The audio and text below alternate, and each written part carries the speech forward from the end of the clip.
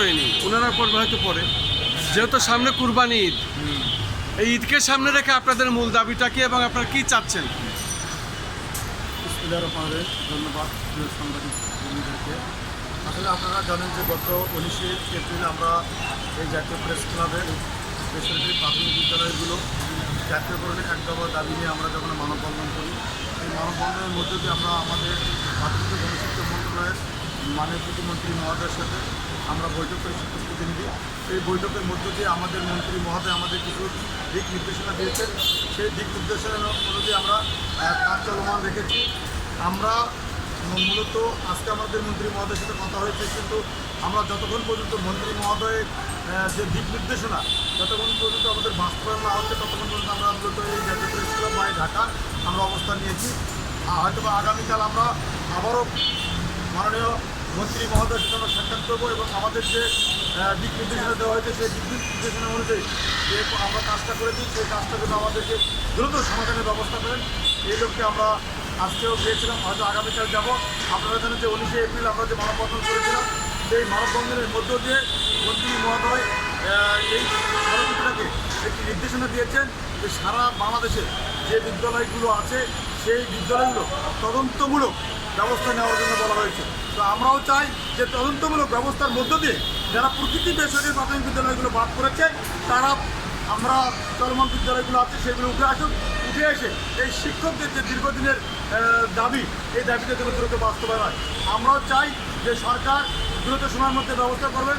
ইতিমধ্যে আপনারা দেখেছেন বিগত সরকার 26,000 স্কুল জাতীয়করণ করেছে, কিন্তু তৎকালীন প্রধানমন্ত্রী বেগম খালেদা জিয়া কিন্তু 22,000 প্রাথমিক বিদ্যালয়গুলোকে রেজিস্ট্রেশন এবং শিক্ষকদের সম্মানী বেতনের ব্যবস্থা করেছে, যার ধারাবাহিকতায় এই বিদ্যালয়গুলো জাতীয়করণ করা হয়েছে।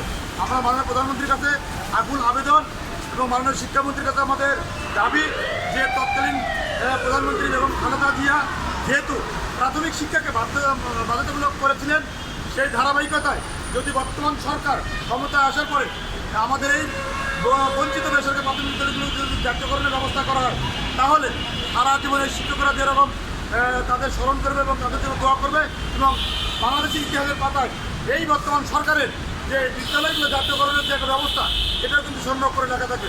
আমরা চাই বর্তমান সরকার, শিক্ষাবন্ধব সরকার এবং গতকালকে মাননীয় প্রধানমন্ত্রী একটি দিক নির্দেশনা বক্তব্য দিয়েছেন যে আমাদের ঢাকা বিশ্ববিদ্যালয়ে শুধুমাত্র রাজনৈতিক বিবেচনায় শিক্ষক নিয়োগ দেওয়ার কারণে ঢাকা বিশ্ববিদ্যালয় সারা বিশ্বের বিশ্ববিদ্যালয়ের তালিকায় অন্তর্ভুক্ত হতে পারে না।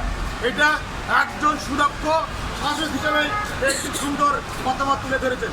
আমি চাই যে মাননীয় প্রধানমন্ত্রী দ্রুত সময়ের মধ্যে এই বিদ্যালয়গুলো জাতীয়করণের ব্যবস্থা করে আপনার মাতা যে প্রাথমিক শিক্ষার ক্ষেত্রে যে অবদানটা রেখেছে, সেই অবদানটা আপনার স্বয়ংসম্পূর্ণ করে এই শিক্ষকদের জাতীয়করণ করে আর যেন রাস্তায় আন্দোলন না আসতে হয়, আমরা মাননীয় প্রধানমন্ত্রীর কাছে আমাদের আকুল আবেদন। সেই লক্ষ্যে আপনার মিডিয়া ভাইয়ের মাধ্যমে আমরা বর্তমান সরকারকে আমরা দৃষ্টি আকর্ষণ করবো যে আমরা দীর্ঘ 1.5 বছরের বেশি ধরে এই জাতীয় প্রেস ক্লাবে জাতীয়করণের দাবিতে রাজপথে আন্দোলন সংগ্রাম করেছি। বিগত ব্রিটিশ সরকারের সময় আমরা অনেক নিঃস্বার্থ বিবরণ সহ্য করার পরেও আজ পর্যন্ত আমাদের কিছু ব্যবস্থা হয়নি। পরবর্তীতে আমাদের ইংলিশ সরকার ক্ষমতা আসার পরেও আমাদের সেই প্রধানমন্ত্রীর কার্যালয়ে চিঠি হওয়ার পরেও সেই চিঠিতে যথাযথ ব্যবস্থা গ্রহণ করা হয়নি। আমাদের বিশ্বাস যে 19শে এপ্রিল যে মানববন্ধনের মধ্য দিয়ে মাননীয় প্রতিমন্ত্রী মহোদয় যে নির্দেশনা দিয়েছে, সেই নির্দেশনা যদি বাস্তবায়ন করা হয়, তাহলে এই শিক্ষকদের আর কখনোই এই রাস্তাটা আর ভিড়তে হবে না।